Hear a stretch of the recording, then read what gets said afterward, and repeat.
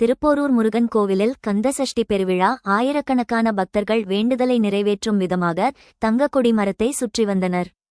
செங்கல்பட்டு மாவட்டம் திருப்போரூர் முருகன் கோவிலில் இன்று மாலை 5 மணியளவில் கந்தசஷ்டி பெருவிழா சூரசம்ஹார நிகழ்வு நடைபெற நிலையில் அதிகாலை கோயில் நடை திறக்கப்பட்டு முருகப்பெருமானுக்கு தீபாராதனை நடைபெற்றது.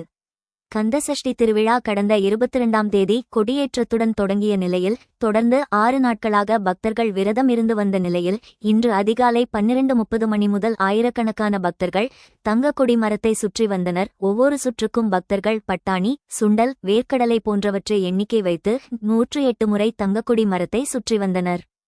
இதில் குழந்தை பாக்கியம் வேண்டியும் திருமணமாகாத கன்னிப்பெண்கள், பள்ளி மாணவர்கள் மற்றும் கைக்குழந்தையுடன் பெண்கள், ஆண்கள் என ஏராளமான பக்தர்கள் கந்தனுக்கு அரோகரா, முருகனுக்கு அரோகரா என்று பக்தி பரவசத்துடன் வேண்டுதலை நிறைவேற்றும் விதமாக தங்கக்கொடி மரத்தை அதிகாலை முதலே சுற்றி வந்தனர்.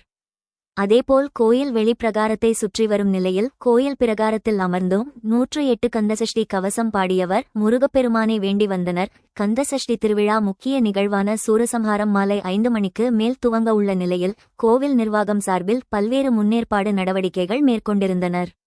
மேலும் காவல்துறை சார்பில் கோவிலுக்கு வரும் 4 மாடவீதிகளிலும் காவல்துறையினர் தடுப்பு அரண் அமைத்து வாகனங்களை உள்ளே அனுமதிக்காமல் மாற்றுப்பாதையில் திருப்பி அனுப்பப்பட்டுள்ளன.